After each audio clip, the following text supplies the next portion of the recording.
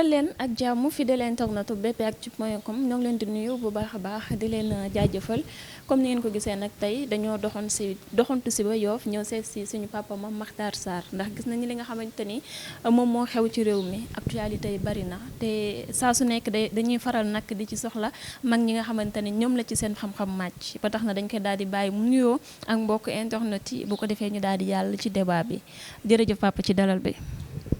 waaw defe naa man maa leen war a jaajëfee ndax xarañteef bi ngeen am ci topp actualité ak tamit di taataan kàddu ñi nga xam ne ñu ngi yëngatu dans l'espace public di la fay nuyoo di ko teg sa loxo pour que nga eggee ko mboolem téléspectateur bu BP Actu waaye xanaa di corriger tuuti rek da nga ma santale Sarr xam naa da nga ma jaawale ak sama doomu ndey oustaz Mactar Sarr sama turandoo bi nga xam ne moo ŋànk kuréel bu am solo boobu ñuy wax aar daara te nekk le coordonnateur adjoint du collectif ànd sàmm jikko yi kon moom la ñu toftal ci imam Aboubacar Mbuub Mactar Sarr man Mactar Guèye waaye benn la rek ndax man maay moom mooy man kon imam Sarr maa ngi lay nuyu di la ziar yal na la yàlla taxaw guddal fan yi te wéral cër yi. kon génne naa foofu mbokk génne foofu nuyoo waale waaye nag ku ne ngeen ko gisee rek ba ñu dalee jokkoo moom ngeen mën fee ñëw xawoon na yàgg tuuti mais daanaka mën nañ ni li xew ci réew mi ak tànk jàmm yi nga xamante ni moom la ñuy faral di ci dox moo taxoon nag amul woon temps pour recevoir ñu waaye tey jële ko suñu borom tuddee ba tax na nag dañuy tàmbalee rek ci cappaandaw bi li waraloon boobu ba tey ñu la doon woo jotuñu la ngeen soloon seen daal def ay regroupement di dugg ak génn ci kër diine yi ak ñi nga xamante ni ñoom ñoo jiite Sénégal ngir waxtaanee li nga xamante ni moom moo di wàllu borom ñaari tur yi li nga xamante ni moom moo xew li ngeen fa tënkee ba li nga xamante ni moom moo nekkoon seen rassemblement bi ñu bëggoon ngeen ñëwaat ci. waaye ñun jàmmaa ñu taxoon jóg ndax kenn réerewul mbir ni Sénégal leneen xaju fi lu dul jàmm ndax mag ñu baax ña tëdd Touba ak Tivaouane ak Ndiassane Thiénaba Niassène Medina Baye Medina El Hadj Layène famille omarienne ak église bi kenn réerewul mbir ne kilifa yooyu yëpp guddeeg bëccëg ñu ngay woote jàmm ak luy boole njaboot gi mu nekk benn waaye yàlla dogal nag Sénégal yàlla nattoo ñu ay borom ñaari tur yu dëgër bopp yoo xam ne def na ay at ci ginnaaw kenn daaw leen dégg waaye boo gisee coow li bari du ci kenn ci ñoom la ñoom ñoo jékki rek daal di génn ci seen tekkaaral bi li tubaab di wax rek daal di envahir l'espace public nag di tooñ rek takki ay sëy guddi gàmmu di njaaloo ci biir jumaa ju tedd ju mel ni grande mosquée ak yu demee noonu alors comme que yàlla dafa def réew mi réewum kilifteef la ñu artu pour état bi jël ci ay mesures ndax mën a mettre un terme à ce que tubaab yi tuddee impunité ndax ñoom saa bu ñu defee toj bu ñu leen jàppee ñaari fan ñu génnaat ci waaye état bi tam xam luñu alors loolu waral nag comme que Jamra wéetatul ci xeex bi parce que bi ñuy sosee Jamra février 1983 ñun rek a fi nekkoon waaye kuréel yi bari na léegi kuréel yooyu yëpp nag lëkkale seen bopp ñu mat téeméer ak ñeent fukk ak juróom ci ay kuréel nga xam ne du kuréelu organisation islamiste rek ni ko yàqkat yi di waxee wala un regroupement d'intégristes d'islamistes de salafistes ñoom lu ñu yàqul rek dañ ko fàtte dañuy juum parce que kuréel bi dafa nekk benn large plateforme citoyenne boo xam ne dañu lëkkale aussi bien organisation islamique yi yëngatu ci wàllu diine ñu mel ni Jamra ñu mel ni la Ligue des imams et des prédicateurs bu suñu nijaay oustaz Ahmed Dame Ndiaye lu mel ni le RIS Al Wahda rassemblement islamique du Sénégal bu oustaz Makhtar Kébé waaye itam ay activistes yu mel ni nitu dëgg ñoom Abdou Karim Gueye waaye tamit des organisations citoyennes yu mel ni le CIS le collectif des intellectuels du Sénégal de l'éminent professeur d'université Malick Ndiaye ak tamit des leaders syndicaux yu mel ni dégg nga Dame Mbodj ba ci sax ay mouvement consumériste yu mel ni SOS consommateur bu l'éminent avocat maître Massokhna Kane ba ci mon ami Guy Marius Sagna moom tamit ñëw na fekk suñu si combat bi te pourtant bokkul ak ñun diine kon yooyu yëpp dafa ay firnde la yu wane ni li ñu tax a jóg pour dalal xelu borom kàddu yu doy waar yooyu du pour créer un état islamique Guy Marius Sagna ak ñeneen ñu mel ni moom ku ne xam na ne bokkuñu ak moom diine waaye mu ngi ci biir alors li ñu tax a jóg moo di dañu nekk ci àdduna boo xam ne li ko màndargaal mooy li tubaab di wax la perte des valeurs ñu ne nag comme que lu jiitu l'islam di dugg Sénégal ak christianisme di dugg Sénégal suñu maam yëpp nga xam ne ay caddo la ñu woon amoon nañu un certain nombre de valeurs yu ñu doon partagé lu demee ni kersa lu demee ni teggin lu demee ni jom le respect de la parole donnée et cetera alors valeurs yooyu l'islam créé wu ko christianisme créé wu ko suñu maam yi ci seen organisation traditionnelle yi dañu daan fonk yooyu valeur ñu ne nag comme que nous avons ces valeurs là en commun quelle que soit suñu appartenance religieuse philosophique et ethnique nañu leen joxante loxo séq ndono lu rafet loolu aar ko loolu moo waral tur wi ñuy jox suñu collectif bi ñu tuddee ko ànd sàmm jikko yi voilà kon nag suñu xew-xew bi gën a mag mooy le grand rassemblement du 20 février boo xam ne bi ñu ngi ciy sant yàlla comme que da nga may laaj bilan yooyu ñu ngi ciy sant yàlla bu baax démb le dimanche 6 am na taxaw seetlu bu ñu def ginnaaw bi suñu coordinateur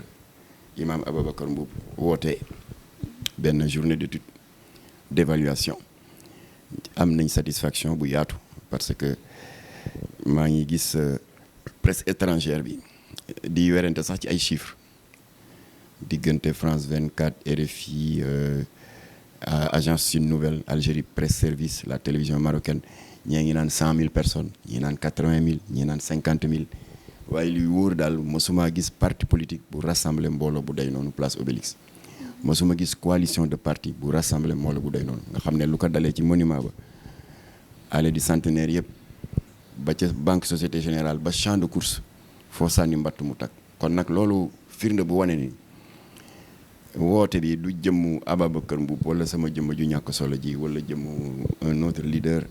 du directoire de ànd sàmm jikko yi déedéet Sénégal yi seen bopp ñoo bañ mbon Sénégal yi seen bopp ñoo bañ lii nga xam ne moo yées ci xeetu musiba yi doomu aadama di def muy affaire borom ñaari tour Sénégalais yi ñoo ko bañ moo tax keroog ña fa ñëw ñëpp des dizaines de milliers de personnes kenn joxu leen paasu politiciens yooyu kenn joxu leen Njaga Njaay ñoo paasal seen bopp am na ñu doxee géejuwaay ba foofu ndax amuñu place ba fees del alors signal bu am doole la nag ñu ngi am yaakaar ne autorités yi dégg nañ ko de gis nañu ne que revendication ànd sàmm jikko yi c'est devenu une demande sociale alors léegi nag am na yoo xam ne mu ngi dox ci suuf damay bàyyi le coordonnateur de ànd sàmm jikko yi bu jotee parce que certainement mu ngi koy waajal dana jàkkaarloog yéen taskatu xabaar yi pour wax leen yan contact la ñu am de la part de certaines autorités yi nga xam ne nangu nañu ne que ñun jàmm moo ñu tax a jóg que ànd sàmm jikko yi est un mouvement pacifique te dëkk bi amu fi lu ñu fi mënul a régler ci kaw waxtaan. voilà ñu ngi am yaakaar ne xel yi dellu si ñu ngi dellu si.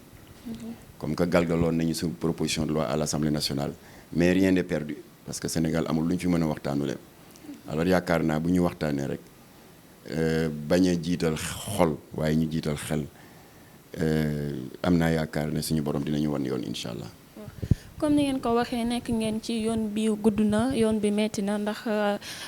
ku nekk ci yoon dëgg moom du yomb c'est normal askan bi yëpp ànd ak yéen dem ba nit ñi de werante naan 100 000 personnes ak i 80 000 personnes ñoo leen fekk si loolu mooy signifier que ni ñëpp a ngi leen di bàyyi xel ci liggéey bu rafet bi ngeen di def waaye nag comme li ñuy faral di wax rek koo gis ñu ko bëgg rek am na ñoo xamante ni du ñu ànd ak moom opposant moom duñ ñi ci affaire nguur rek la am waaye am na sax ci yeneeni domaine ba tax na bari na tamit ñoo xamante ni ñoo ngi leen di dut baaraamu tuuma ñeneen ñi ñoo ngi leen di accuser ni da ngeen di def wàllum politique di faral opposition bi mais am na ñeneen sax ñoo xamante ni dem nañ fu sore sori nee nañu li ngeen di def au contraire da ngeen di promouvoir li nga xamante ni moom moo di LGBT yi te ki ko wax sax je vais directement citer son nom muy Fatoumata Fouta Tampi. waaw loolu comme ni nga ko waxee du mën a ñàkk combat boo gis day am ñu mu neex am ñoo xam ne dañuy culpabiliser seen bopp et ils se sentent visés ndéem ngeen ñi bindeef Seydina Mohamed moom muccul ci loolu ndéem Seydi Hadji Malick Cheikh Ahmadou Bamba Cheikh al Islam Baye Ibrahima ñoo ci muccul mas ñun taalibe yu ñàkk solo yi Sëñ Tuubaa lan la dajul ak nasaraan yi fi nekkoon tam nañ ko ndëmm accusé nañ ko de terroriste accusé nañ ko de vouloir créer une guerre civile ba gis nga niñ ko mujj def bi ñu demee ba amatuñu bunt ñu tuumaal ko yóbbu ko Ndar jugé ko condamné ko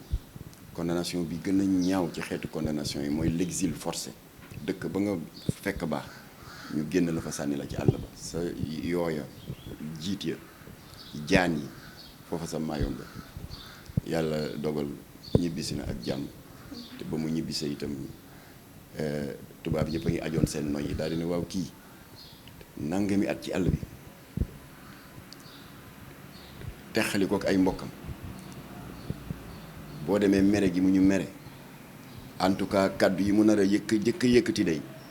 lu mat a bàyyi xel la ndax kii ba tey gis nañu ne non seulement mbooloo maa ngi topp ci ginnaam waaye mbooloo mi dafa yokk tubaab yi tiit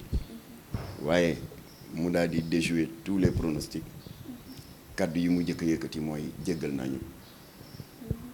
alors kon nag ñun itam jéggal nañu ñëpp koo xam ne yaa ngi yëkkati kàddu gu ñaaw jëmale ko ci ànd sàmm jikko yi te dañuy jàpp ne xëy na ñoom dañu juum ndax baat boobu ñuy wax naan dañuy nekk des politiciens encagoulés xam nga encagoulé comme di ko tubaab waxee mooy kuy masku sa kanam di def naka su dul noonu bañ ñu xàmme la waaye ñun masque wuñu xam nga maa ngi nii toog di wax ak yow waxi politique waxi lu ne à visage découvert te bu dul dara itam pour jël kaawu Jamra ñun depuis mois de février 1983 ñu ngi ci langue gi di xeex waaye bu ñuy xeex étape bu ñu toll la mu laaj dañ ko koy jox par exemple xeex nañ fii Jakarta bu bon bi ñu doon jaay ci école yi 100 francs xale yi di ko naan di mandi kooku laajul di xataraa yoog def ay marche ki sitting dañu def point de presse rek bindalet président Macky Sall mu ànd si ak ñun daal di soññ Aliou Sarr ministre du commerce kooku daal di xaatim benn arrêté ministériel en date du 18 septembre 2015 daal di arrêté daal di interdire ci école Sénégal yëpp ku fay jaay Jakarta salañ wala namp bi parce que yëpp yóbbu nañ ko ci laboratoire ñu testé ko y avait 10% d'alcool foofu la xeex bi tolloon loolu la laajoon waaye ba ñuy xeex ak les lobbies de narcotrafiquants muy xeex bu gën a mag te chef d'état yi leen ñeme bariwul ndax c'est des milliardaires te am na ci ñoo xam ne dañ leen askanale ci ay organisation criminelle kooku du xeex bu ndaw loolu la waral Jamra wàcc ci langue politique gi pour tontu ñuy wax naan da ngeen di politique ñun du ñu nëbbu la lu ñuy def nëbbu amu ci. da ngeen di assumer ni carrément da ngeen di politique l'opposition. du assumer li ma la nettali nii 2007 la yàggul. mais opposition ngeen àndal. non dañu demaloon suñu bopp. dañu créer sur les flancs de Jamra yi ñuy xeex trafic de drogue parce que xam nga drogue bi lëmbale gi mu lëmbale réew mi kenn réeréw ko mbir surtout ci écoles yi ak université yi mu ngay kann suloo xale yi di yokk insécurité bi ndax ku àndul ak sa sago doo xam loo moom ak loo moomul mu ngi tas sëy mu ngi déstabiliser économie nationale ndax xaalis bu bon ba ñu fay recycler alors ba ñu jógee à la conférence de Vienne Nations Unies moo ñu invité woon Abdou Latif Gueye yàlla na ko yàlla yërëm représenté fa Jamra en tant que président exécutif Nations Unies dafa joxoon participants yëpp recommandation Abdou Diouf tamit ka ko représenté woon foofu di le ministre de la santé Marie Sarr Mbodj moom tamit indiwaale les mêmes recommandations Abdou Diouf recevoir ñu séparément ñu jox ko suñu recommandation ne ko Jamra yàlla yaay na leen de nga baal ñu de mu ne ci lan ñu ne ñun yàgg nañu wax ne sanctions yi contre les narcotrafiquants dafa yolom moo tax narcotrafiquants yi bu ñuy jëlee drogue bi gën a luxe au niveau des pays d'Amérique latine admettons héroïne bi gramme bi rek 80 000 francs la boo góorgóorloo ba dugal fi 10 kilos am nga 800 millions garantie waaye ñoom balaa ñoo ñëw dañuy def ay calcul parce que diggante Amérique latine ak continent ouest africain océan Atlantique rek moo dox suñu diggante bu ñu ne bon code pénalu Gambie lu mu wax ñu ne Gambiens yi day ay 20 ans la ñuy tëjaate daal ne surtout bi fi Yaya Jammeh nekk ñi ay dof lañu daal ne nañ leen essayer Nigéria parce que ñoom dañuy def ay calcul du ñu jékki rek plonger dañuy évaluer les risques daal di ne yéen Nigéria day ñoo gën a kannasu Gambiens yi parce que fii en fonction quantité bi ñu la jàppee daan yi mën na dem jusqu'à la peine de mort waaye nañ xool Sénégal ubbi code pénal Sénégal gis ay 6 mois ak yooyu te boo amee avocat bu xarañ bu mel ni mon ami Maître El Hadji Diouf mën nga ciy génn avec 3 mois ñu daal ne nañ jaar Sénégal loolu moo waral nag loolu la ñu expliqué au président bi Abdou Diouf ne ko looloo waral le Sénégal est devenu la poubelle du trafic sous-régional de drogue mu ne lan ngeen bëgg ñu ne ko dañu bëgg ñu criminaliser ko comme ni ko Gambie ak Nigéria defee bon y a eu des promesses on va voir ba ni mu fi jógee dara Ablaye Wade ñëw même chose même argument ñu daal di jóg nag ne dinañ dem waxal suñu bopp looloo waral Jamra sur les flancs de Jamra ñu créé le RDS xam nga loolu nëbbuñu ko Rassemblement démocratique sénégalais parti politique la pour ñi naan dañu ka am kabul loolu kabul amu ci Latif Gueye nekk secrétaire général du RDS man nekkoon le secrétaire général adjoint chargé de la communication ñu dugg ci sumboxlo bu metti ba campagne électorale bu 2007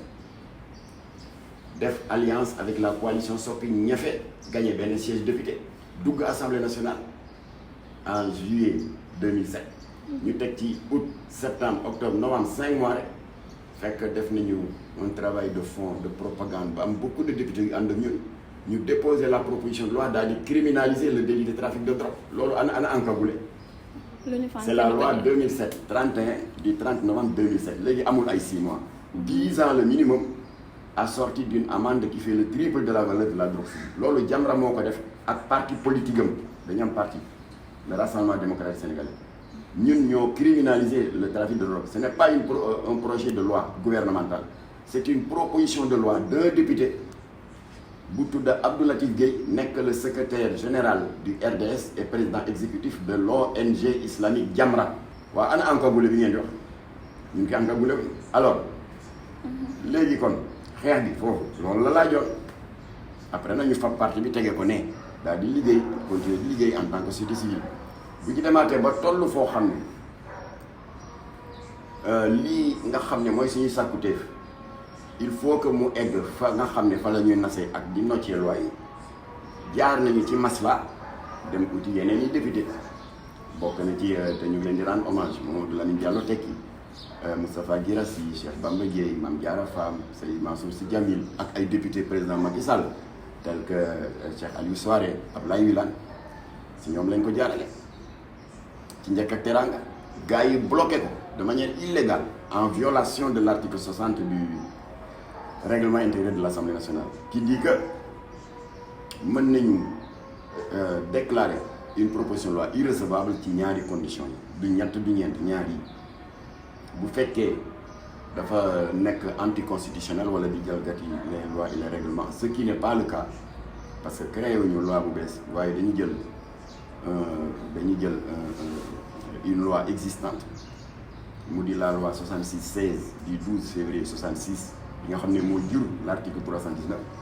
boobu lañ jël réformer ko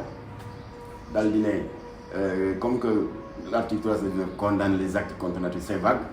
te porox ndoll boobu la góor jigéen yëpp a jaar di tooñ te dara du leen ci fekk léegi dañuy jëlaat même article bi réformer ko ñu dindi acte contre nature sànni fale daal di citer nommément les infractions qui sont visées c'est-à-dire l'article 319 criminalise l'homosexualité criminalise le lesbianisme criminalise la zoophilie weer wala passé rek sa naataangoo yi defoon nañu reportage ci banlieue bi góor jigéen bu ñuy jàpp muy sëy ak bëy criminalise la nécrophilie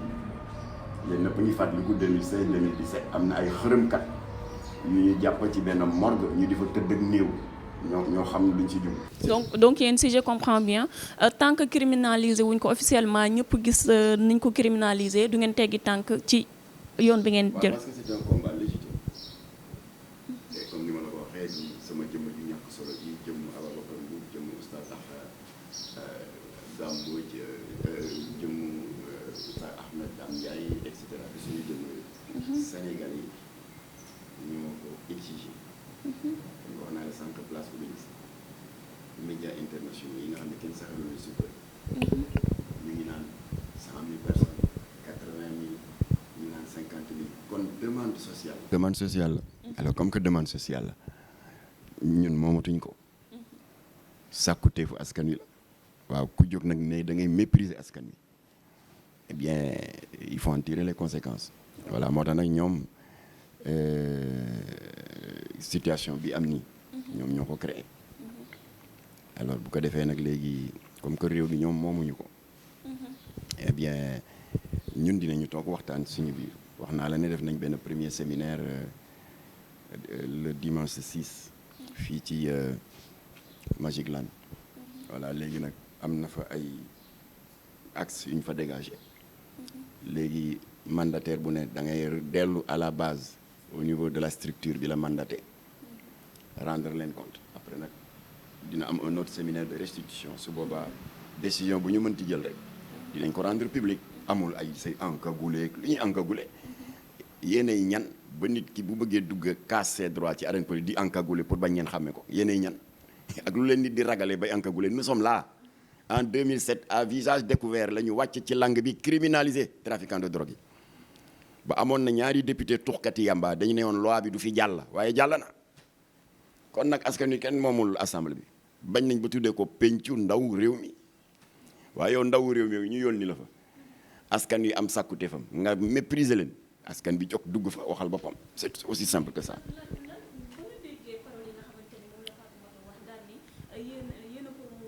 bu nit ñi demee ba xam lan mooy LGBT Q plus bëgg ko découvrir xale yi bëgg a dem xool lan la ndax tellement que non boobu dafa commencé di fatt seen nopp yi bu ñu demee ba loolu tasaaroo ci réewu Sénégal xale yi tàmbali di ko découvrir ba ñuy gis ay ndaw yu 16 ans yi ci dugg yéen a tax yemul foofu mu traité leen de tous les noms d'oiseaux comme ni ma ko mën a rafetalee rek parce que kàddu ya loo xamante ni mënu ma see jaaraat loolu lan la leen di def ba nga ko njëkkee dégg ban réaction nga am. waaw